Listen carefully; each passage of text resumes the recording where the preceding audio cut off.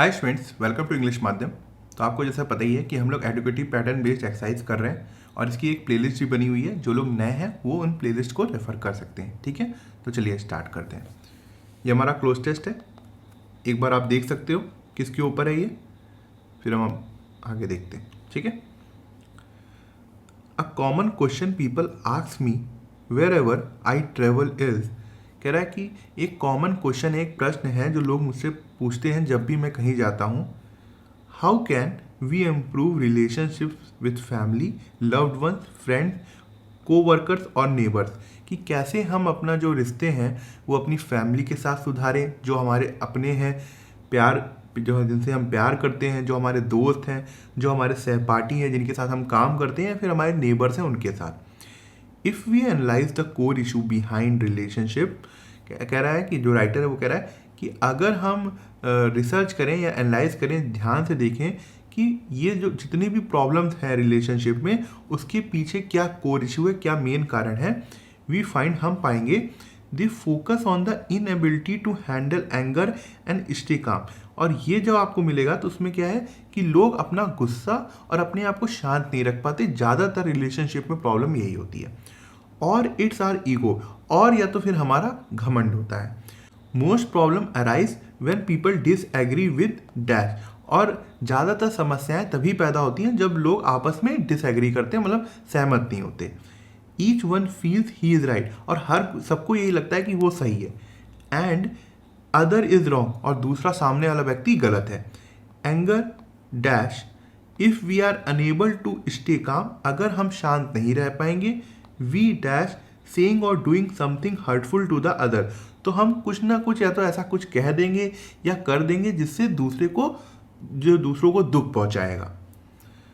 This escalation leads to dash, कह रहा है कि यही जो एक तरीके से जो आर्गूमेंट है या असहमति है, ये काफ़ी बढ़ जाकर कुछ कर लेती है। वो क्या होगा वो हम ऑप्शन में देखेंगे।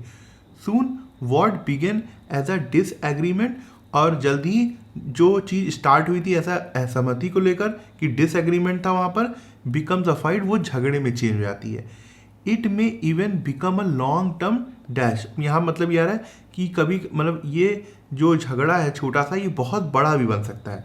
द रिलेशनशिप सफ़र, और इससे क्या होता है, जो रिलेशनशिप होता है वो सफ़र करता है, खराब हो जाता है। ठीक है, most problems arise when people disagree with, ज़्यादातर समस्याएं कब खड़ी होती हैं, जब लोग आपस में ही डिसएग्री करते हैं। क्या होना चाहिए, each other, other, all of us, another. भाई अनदर तो आएगा नहीं, अनदर का मतलब कोई एडिशनल कोई चीज़ है, तो ये तो होगा नहीं। ऑल ऑफ अस तो ग्रुप के लिए होगा, पूरा नहीं होगा।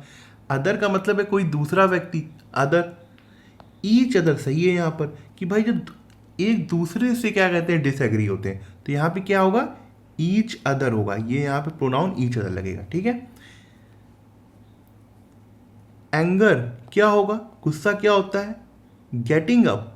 पहली बात है यहाँ पे गेटिंग अप ही सही नहीं है, ये वर्ब का फॉर्म ही सही नहीं है।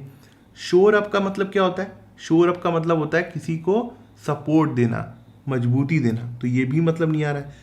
स्वेल्स अप का मतलब होता है कि कोई चीज़ बढ़ जाए, ग्रो कर जाए, हाँ हो सकता है।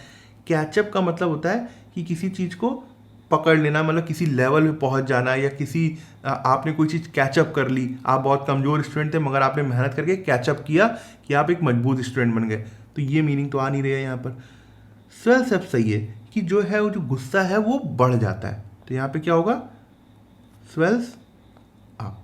ठीक है, और वैसे भी ये एक तरीके से एक जनरल बात है कि गुस्सा लोगों का आमतौर में बढ़ जाता है, तो जब हम आमतौर वाली बातें करते हैं तो हमेशा सिंपल प्रेजेंट लगाते हैं। ठीक है, if we are unable to stay calm, अगर हम शांत नहीं रह सकते।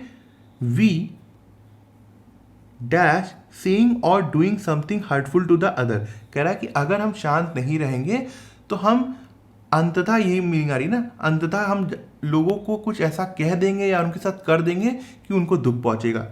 तो क्या यहाँ पे चीयर अप होगा, चीयर अप एक फ्रेजल वर्ब है, इसका मतलब होता है बहुत ज़्यादा खुश होना। ठीक है, तो ये तो होगा नहीं। ड्राई अप भी एक फ्रेजल वर्ब है और इसका मतलब होता है कि आप किसी से, या तो भाई ड्राई अप का मतलब या तो सूख जाओ या फिर किसी से बात करना बंद कर दो, तो ये भी नहीं होगा। प्रॉप अप, प्रॉप अप भी फ्रेजल वर्ब है और इसका मतलब क्या होगा, सपोर्ट। ठीक है, तो ये भी नहीं है। एंड अप, इसका मतलब होता है कि एंड में आप कुछ ऐसा कर देंगे, तो यहाँ पे सही है ये एंड अप, ठीक है। दिस एस्केलेशन, जो मतलब आर्गुमेंट हुआ था, जो थोड़ा बहुत डिसएग्रीमेंट था, अगर वो क्या होगा, दिस एस्केलेशन उसी को बोल रहा है, लीड्स टू, किस चीज़ में बदल जाएगा, रिटेलिएशन में, बदले में, ह्यूमिलिएशन के मतलब बेइज्जती में, फैसिनेशन, फैसिनेट का मतलब होता है अट्रैक्टिंग, बहुत ज़्यादा आकर्षक, इनिशिएशन में, इनिशिएशन का मतलब होता है बिगनिंग, ठीक है, स्टार्ट में, शुरुआत, तो ये तो होगा नहीं, अट्रैक्टिव होगा नहीं, बेइज्जती होगा नहीं, रिटेलिएशन, बदले की आग, कहते नहीं है कि अब भारत रिटेलिएट करेगा, पाकिस्तान ने जो भी टेररिस्ट भेजे हैं उसके क्या कहते हैं अगेंस्ट में भारत अब रिटेलिएट करने का राइट रखता है। तो रिटेलिएट का मतलब क्या होता है, बदले लेने की प्रवृत्ति, ठीक है। तो यहाँ पे क्या होगा, this escalation lead to retaliation, ठीक है, तो ये हमारा ऑप्शन होगा।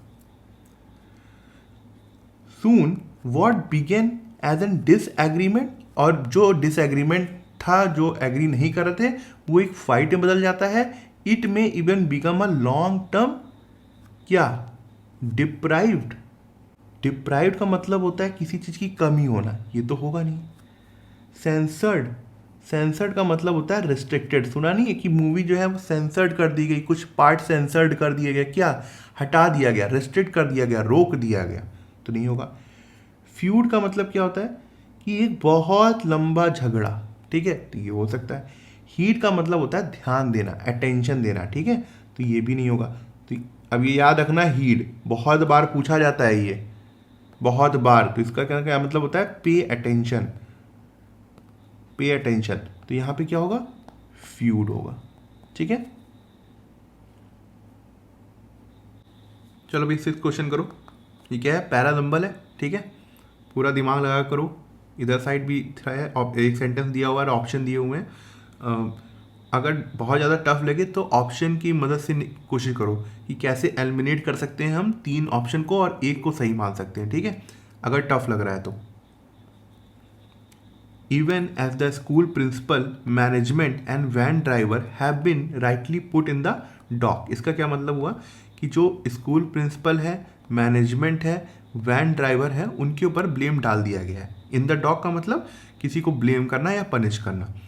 The gross neglect of the state authorities accountable for regular inspection and evolution of vehicles, कह रहे हैं कि ये जो ग्रॉस नेग्लेक्ट का मतलब क्या हुआ कि बहुत ज़्यादा किसी चीज़ को नज़रअंदाज करना, कि उन्होंने बहुत ज़्यादा लापरवाही दिखाई है, जो ये उन्होंने दिखाई है, the gross neglect of the state authorities. State authorities मतलब जो लॉ को संभाल रहे हैं, जो स्टेट गवर्नमेंट के अंदर हैं, या फिर स्टेट से मतलब नहीं है, यहाँ पे स्टेट का मतलब है सेंट्रल गवर्नमेंट। आपने पढ़ा होगा पॉलिटी में कि स्टेट से इसका मतलब ये नहीं होता कि जो अथॉरिटी है उसको बोला जाता है। तो जो स्टेट अथॉरिटी है जो कि रिस्पॉन्सिबल है, अकाउंटेबल है, इसका मतलब रिस्पॉन्सिबल है किस चीज़ के लिए, रेगुलर इंस्पेक्शन के लिए और एवेल्यूएशन किसके लिए, व्हीकल का, कि वो गाड़ी जो है वो कितनी पुरानी है, कितनी ठीक है, रिगार्डिंग देयर फिटनेस, उसकी फिटनेस के लिए एज पर द नॉर्म्स के अनुसार, जो भी रूल हैं उनके अनुसार। Also needs to be brought under the lens, इनको भी एक तरीके से जांच के दायरे में लाना चाहिए, किसको, स्टेट अथॉरिटीज़ को। कह रहे हैं कि school principal, management, van driver के ऊपर तो आरोप लगा दिया गया है, उनके ऊपर दोष लगा दिया गया है, मगर ये जो स्टेट अथॉरिटीज़ हैं जो ये इतनी बड़ी लापरवाही कर रही हैं, इनको भी जांच के दायरे के अंदर लाना चाहिए। Sangrur district a couple of days ago must serve as a wake up call, कह रहे हैं कि संगरूर डिस्ट्रिक्ट ने कुछ दिनों पहले एक वार्निंग सी दी है, टू किसको, टू द स्टेट अथॉरिटीज़ को, to implement their safety protocols, कि वो अपने जो उनके सेफ्टी प्रोटोकॉल्स हैं उसको इम्प्लीमेंट करें, लागू करें जल्द से जल्द।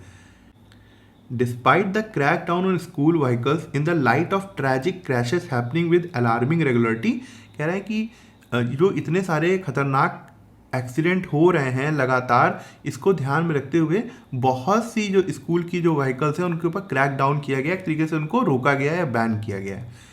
इट इज़ इंडीड क्रिमिनल, ये एक तरीके से अपराध है, दैट एन एलिगली कंडेम्ड, कह रहा है कि जो अभी एलिगली का मतलब तब होता है कि जब कोई चीज़ प्रूफ नहीं है मगर फिर भी लोग मान रहे हैं ऐसा, कि old van was being allowed to ferry such a precious cargo, कह रहे हैं कि जो ओल्ड वैन मतलब जो बहुत पुरानी गाड़ियां हैं, वैन हैं, उसको अलाउ किया गया है कि वो लोगों को इधर से उधर ले जाए। यहाँ पे कार्गो का मतलब होता है पैसेंजर, ठीक है। और मेरे हिसाब से यहाँ पे स्कूल व्हीकल की बात है तो चिल्ड्रन की बात हो रही है। तो वो जो ओल्ड वैन है वो बच्चों को इधर से उधर ले जा रही है। ये एक तरीके का अपराधी है जो इतनी पुरानी वैन ये लोग यूज़ कर रहे हैं अभी भी। The heart rending death of 4 children consumed by flames as their school van caught fire in. कह रहे हैं कि ये बहुत ही ज़्यादा पेनफुल और बहुत ही ज़्यादा दुख की एक खबर भी थी कि 4 बच्चों की डेथ हो गई थी आग से जलकर अपने स्कूल वैन के अंदर, ठीक है। क्या होना चाहिए? पहला सेंटेंस क्या लग रहा है आपको? सोचो। देखो, अभी हम लोगों ने देखा यहाँ पे सब बात हो रही थी इतनी सारी कि ऐसा होना चाहिए, उनको भी आरोपी बना देना चाहिए, फिर इनको क्या कहते हैं लॉ भी इम्प्लीमेंट कर लेना चाहिए। अभी से हम ये क्या कहते हैं ऑप्शन नहीं देख रहे हैं, ऐसे ही सोच रहे हैं, दिमाग में सोच रहे हैं अपने, ठीक है, कि ये भी गलत है, वो भी गलत है। ऐसा हम कब करते हैं? जब कोई घटना हो जाती है उसकी बात किया जाता है ना ये चीज़ें। तो क्या आपको नहीं लगता कि डी यहाँ पे एक बहुत बड़ी घटना है, 4 बच्चों का वैन में मर जाना? तो हम क्या इससे स्टार्ट नहीं कर सकते? कर सकते हैं। तो डी को लेके आते हैं और जैसे ही हमारे दिमाग में ये बात क्लियर हुई तो हमको ऑप्शन ही मिल गया। चलो इसको हटा देते हैं हम। अब डी के बाद बी क्यों आया ये देखते हैं। भाई ये जो एक्सीडेंट हुआ ये कहीं ना कहीं हुआ होगा। अब बी में अगर आप ध्यान देखो तो संगरूर डिस्ट्रिक्ट की बात हुई है। इसने बोला है कि कुछ दिनों पहले एक वेकअप कॉल दी गई है अथॉरिटीज़ को कि वो अपने सेफ्टी प्रोटोकॉल्स को लागू करें। तो एकदम सही लग रहा है ना इसके बाद कि डी के बाद बी आया। अब सी को देखो, कह रहा है कि हुआ कि जो क्रैक डाउन है वो स्कूल व्हीकल्स में हुई है, मगर अभी भी कुछ चीज मतलब कुछ ओल्ड वैन है कि वो मतलब लोगों को इधर जो बच्चे हैं उनको छोड़ने ले जाने का काम कर रही हैं अभी भी। और ये कैसे हो रहा है? ये भी एक क्रिमिनल है, एक क्रिमिनल एक्ट है, मतलब अपराधी जैसा काम है ये। तो सी लग रहा है यहाँ पर। समझ में आ रहा है कैसे फ्लो बन रहा है? उसके बाद अब ए में देखो कंक्लूजन भी है कि हालांकि school principal, management, van driver के ऊपर आरोप लगा दिए गए हैं, उनको दोषी मान लिया गया है, मगर ये जो स्टेट अथॉरिटीज़ जो इतनी ज़्यादा लापरवाही दिखा रही हैं इनको भी जांच के दायरे में लाना जरूरी है कि आपके रहते हुए इतनी ज़्यादा लोग किस तरीके से कानून को तोड़ रहे हैं बार बार। ये कंक्लूड किया उसने, तो यहाँ पे क्या होगा? ए होगा। समझ में आया फ्लो? कहीं कोई दिक्कत? चले आगे। अब ये 7th क्वेश्चन देखो, इसमें क्या है कि पहला वाला और ये लास्ट सेकंड वाला फिक्स है, ठीक है। हमको ये ABCD को सेट करना है। चलो खुद से ट्राई करो एक बार, ऑप्शन भी देख लो और फिर स्टार्ट करता हूँ। The spread of corona virus, जो कोरोना वायरस फैला, and a crash in oil prices, और ऑयल प्राइसेस का गिरना, created a ripple effect globally, उसने एक ऐसा इफेक्ट पैदा किया है कि उसने पूरे ग्लोबल जितने भी कंट्रीज हैं सबको एक तरीके से उसका असर देखने को पड़ा है, प्रभाव देखने को मिला है उसके ऊपर। And India was no exception, और इंडिया कोई एक्सेप्शन नहीं है, मतलब उसमें इंडिया भी आता है। ऐसा नहीं है कि कोई इंडिया बहुत खास है कि वो बच गया इन सब चीज़ों से, इंडिया के ऊपर भी प्रभाव पड़ा है, ठीक है। OPEC supply cut agreement with Russia. अब OPEC क्या है? ये ग्रुप है, आप सबको पता है कि ये जो सब ऑयल प्रोड्यूसिंग कंट्रीज़ हैं जो भी, इनका एक ग्रुप है OPEC, वो उसकी बात हो रही है। इसने क्या किया है कि रशिया के साथ सप्लाई एग्रीमेंट को कट कर दिया है, मतलब ख़त्म कर दिया है। Saudi Arabia launched an all out oil war, और सऊदी अरेबिया ने एक ऑयल वॉर स्टार्ट कर दिया था। Believe to be the biggest cut in prices in the last 20 years, और ये माना जाता है कि ये 20 सालों में सबसे ज़्यादा उन्होंने अपने ऑयल प्राइजेस को कट किया, मतलब गिराया है। इट स्टैंड मार्केट्स, और उसने मार्केट्स को चौंका दिया, with plans to raise its production, कि वो अपना जो प्रोडक्शन है उसका और भी उसको बढ़ाने जा रहे हैं significantly after the collapse of, क्या कोलैप्स ऑफ पता नहीं है अभी। कोलैप्स मतलब कुछ गिरने के बाद, खत्म होने के बाद। As the stock market suffered a record fall, जैसा बता रहे हैं कि स्टॉक जो मार्केट है उसके एक रिकॉर्ड फॉल देखा गया, एक बहुत ज़्यादा गिरावट देखी गई। And the rupee breach the 74 dollar mark, और रूपी ने 74 रुपये डॉलर का वो जो लिमिट थी उसको भी तोड़ दिया था। Brent crude oil rates plunged by 33% और जो ऑयल रेट्स थे वो 33% तक गिर गए। फॉर इंडिया, इंडिया के लिए which imports over 84% of its oil requirement, जो कि अपना 84% जो ऑयल रिक्वायरमेंट है वो इम्पोर्ट करता है, मतलब बाहर से लेता है। The decline in prices would lead to a lower import bill, जो प्राइजेस गिरे हैं तेलों में, अब क्या होगा कि हमारा बिल जो आता है वहाँ से वो बहुत कम आएगा। And also impact India's current account deficit, और वो इंडिया के जो करंट अकाउंट डेफिसिट है उसके ऊपर भी प्रभाव डालेगा।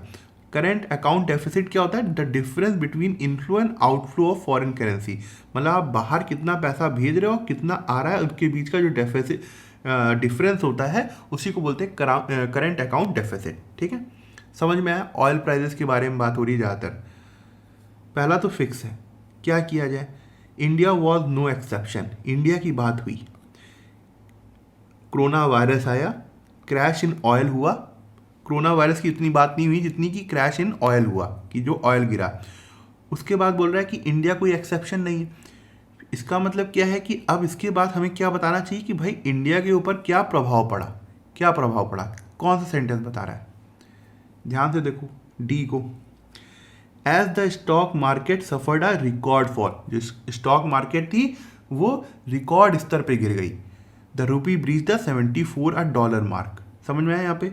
तो हम स्टार्ट किससे कर सकते हैं? डी से कर सकते हैं। ठीक है, उसके बाद अब किस में जाए? इट स्टैंड मार्केट, ये प्रोनाउन किसके लिए लगा होगा? सोचो, क्या ये इंडिया के लिए लगा हुआ है? With plan to raise production significantly, क्या इंडिया ऑयल का प्रोडक्शन बढ़ाना जा रहा था? नहीं। सऊदी अरेबिया भी तो एक कंट्री है। तो इसका मतलब ये हुआ कि ये जो इट प्रोनाउन लगा है वो सऊदी अरेबिया के लिए लगा हुआ। इसका मतलब ये हुआ कि बी और सी एक साथ आ सकते हैं ना? ठीक है, अब हम ये देखते हैं क्या डी के बाद क्या आना चाहिए। डी के बाद अगर हम देखें तो अगर बी वाले को देखो, Saudi Arabia launch N all out oil war, तो डी के बाद हम बी को ला सकते हैं यहाँ पर। क्यों? क्योंकि यहाँ पे डी में देखो ऑयल क्राइसिस के बारे में बात हुई है कि ऑयल की इतनी समस्या आ रही है कि ये सब चीज़ें हो रही हैं, तो बी को लाना ज़्यादा सही रहेगा यहाँ पर। ठीक है, सी वैसे भी नहीं आ सकता था, बी के बाद ही सी आएगा, तो ये देखो ये ऑप्शन कट गया, तो यही सही होगा। और बी के हिसाब से चले और डी हमारा आ गया था, तो हमको समझ में आ गया था कि डी ऑप्शन होगा। ठीक है, उसके बाद जब तुमने सऊदी अरेबिया की बात करी, अब यहाँ देखो प्रोनाउन लगा हुआ है इट, जो कि सऊदी अरेबिया लगा हुआ है, तो इसके बाद तो सी आना ही आना है, तो यहाँ पे सी हो जाएगा। उसके बाद बचा ए, तो उसको भी हम देख लेते हैं कि वो सिर्फ कंक्लूड कर रहा है कि देखो आफ्टर द कोलैप्स ऑफ, क्या चीज़ कोलैप्स हुई? जो पीईसी की सप्लाई थी, उसका एग्रीमेंट था रशिया के साथ, वो खत्म हो गया उसके बाद। ठीक है, तो यहाँ पे क्या होगा? ए होगा। समझ में आया? डी बी सी ए, तो हमारा डी ऑप्शन होगा। अभी ये क्वेश्चन 8 देखो, ये भी पैराजंबल है, एक बार खुद से ट्राई करो। ठीक है, चलो फिर मैं स्टार्ट करता हूं। द यूरोपियन यूनियंस की क्लाइमेट लॉ, कह रहे हैं यूरोपियन यूनियन का एक इंपॉर्टेंट क्लाइमेट लॉ है, वो क्या है? The carbon border adjustment mechanism has spooked India. The carbon border adjustment mechanism क्या है? ये एक तरीके का मतलब टैक्स लगाने वाला सिस्टम है कि जो कार्बन प्रोडक्ट होते हैं उनके ऊपर टैक्स लगाया जाए। हैज़ स्पूक्ड इंडिया का मतलब है उसने भारत को चिंता में डाल दिया है। स्पूक्ड मतलब चिंता में डालना। ठीक है, while India's exports may be limited to aluminium, iron and steel, कह रहे हैं कि इंडिया का जो एक्सपोर्ट है वो ज़्यादातर एल्यूमिनियम, आयरन या स्टील तक ही लिमिटेड है, मतलब वहीं तक सीमित है। And affect only 1.8% of its total exports to the EU। कह रहे हैं अगर ये जो लॉ है ये लगाया जाए तो ये हमारे 1.8% जो एक्सपोर्ट हम करते हैं EU को, उसको ही अफेक्ट करेगा, उसमें ही प्रभाव डालेगा।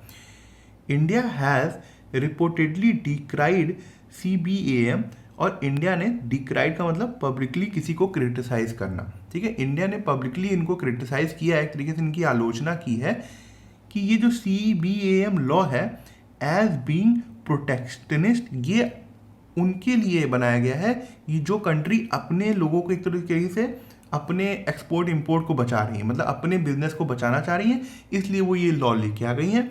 एंड डिस्क्रिमिनेटरी, और एक तरीके से पक्षपाती हैं, मतलब किसी एक का ज़्यादा साइड ले रही है और किसी का बिल्कुल साइड नहीं ले रही है। New Delhi fears that CBAM will cripple the export of its carbon intensive product to the EU। और न्यू दिल्ली मतलब इंडिया को ये डर है कि ये जो CBAM है ये इनके एक्सपोर्ट को काफ़ी ज़्यादा नुकसान पहुंचा सकता है। क्यों क्यों जो भी उनके कार्बन इंटेंसिव प्रोडक्ट है, मतलब जो कार्बन प्रोड्यूस करते हैं, जैसे स्टील हो गया, एल्युमिनियम हो गया, ऐसे प्रोडक्ट का जो एक्सपोर्ट है उसमें काफ़ी नुकसान पहुंचा सकता है। There is also a talk of challenging the CBM at the World Trade Organization Dispute Settlement Body। और ऐसी भी बात चल रही है कि जो CBAM है इसको चैलेंज किया जाएगा वर्ल्ड ट्रेड ऑर्गेनाइजेशन की डिस्प्यूट सेटलमेंट बॉडी में, जहाँ पे झगड़ों को सुलझाया जाता है, वहाँ पे एक तरीके से कोर्ट केस किया जाएगा। This debate brings to the forefront the interlinkages between trade and the environment. और ये जो स्थिति बन रही है, ये जो डिबेट होने जा रही है, ये बताती है कि क्या ट्रेड और इन्वायरमेंट में क्या रिलेशन है। ठीक है, क्या होना चाहिए पहला सेंटेंस हमारा, अगर ए को देखो तो यहाँ पे लॉ की बात हो गई है, हर जगह बात हुई है, सब चीज़ उस लॉ के ऊपर ही निर्धारित है कि भारत हो सकता है चैलेंज भी कर दे, भारत क्यों नाराज है, भारत ने क्यों पब्लिकली क्रिटिसाइज किया है, भारत के ऊपर क्या इफेक्ट पड़ने वाला है इसका। तो ये सब तो बाद में चीज़ें होंगी ना, पहले तो लॉ की बात करेंगे हम लोग। तो हम क्या पहला सेंटेंस ए नहीं ले सकते? ले सकते हैं। अब तुम देखो लास्ट में देखो, हैज स्पूक्ड इंडिया, भारत को चिंता में डाल दिया है। ठीक है, अब सी को देखो, क्या चिंता है भारत की भाई? New Delhi fear the CBAM will cripple the export of its carbon intensive product to the EU। यही तो चिंता है भारत की कि जो वो एक्सपोर्ट कर रहे हैं EU को, हो सकता है कि वो उसका मतलब एक तरीके से उसके ऊपर ज़्यादा प्रभाव पड़े, वो खराब हो जाए या उसके ऊपर हमें ज़्यादा नुकसान हो जाए। ठीक है, ये सी हो गया। अब जब आपने प्रॉब्लम बताया तो आप ये भी तो बताएंगे कि ये वो प्रॉब्लम कितनी बड़ी है, छोटी है, बड़ी है, कितनी बड़ी वो है। बी को देखो, इंडिया कह रहे हैं कि एल्युमिनियम, आयरन में, स्टील में ही एक्सपोर्ट हमारा लिमिटेड है और वो 1.8% को ही अफेक्ट करेगा, प्रभाव डालेगा जो हम EU को एक्सपोर्ट करते हैं। ठीक है, तो बी भी ये लग रहा है। अब डी को देखो कि भाई जब सब कुछ हो जाएगा, मान लो भारत ने सारा दबाव बना लिया, सब कुछ कर लिया, नुकसान झेल लिया, फिर कुछ तो अधिकार रहता है ना हमारे पास। क्या अधिकार रहता है कि हम उसको जाके चैलेंज कर सकें। कहाँ चैलेंज करेंगे? वर्ल्ड ट्रेड ऑर्गेनाइजेशन में चैलेंज करेंगे। तो डी कंक्लूड नहीं कर रहा है, कर रहा है, तो यहाँ पे क्या होगा? डी ऑप्शन होगा। तो ये एकदम लॉजिकल फॉलो सही है एकदम। तो ACBD होना चाहिए, डी आंसर है हमारा। ठीक है, तो ठीक है, आज का लेक्चर यहीं ख़त्म करते हैं। आई होप आपको कुछ सीखने को मिला होगा और आप कमेंट सेक्शन में ज़रूर बताइएगा कि आपको आज का लेक्चर कैसा लगा और आपको क्या सीखने को मिला। अगर आप मुझसे इंग्लिश ग्रामर पढ़ना चाहते हैं तो आप हमारा ऐप इंग्लिश माध्यम प्ले स्टोर से डाउनलोड कर सकते हैं। ऐप ओपन करते ही आपके सामने होम स्क्रीन आएगी, वहाँ पे आपको 5 ऑप्शन मिलेंगे, मेन, लाइब्रेरी, फीड, लेक्चर, पास। लेक्चर में क्लिक करते ही आपके सामने 2 वर्जन आएंगे, फ्री और पेड। पेड में क्लिक करते ही आपके सामने इंग्लिश ग्रामर का एक सेक्शन आएगा, जहाँ पे मैंने इंग्लिश SSC के लिए बहुत ही डिटेल में बताया हुआ है और बहुत ही सिंपल लैंग्वेज में बताया है, जो कि आपके कॉन्सेप्ट्स को और अच्छा करेगा और आपको अच्छे मार्क्स लाने में हेल्प करेगा। तब तक के लिए प्रैक्टिस करते रहिए। Thank you so much for watching this video.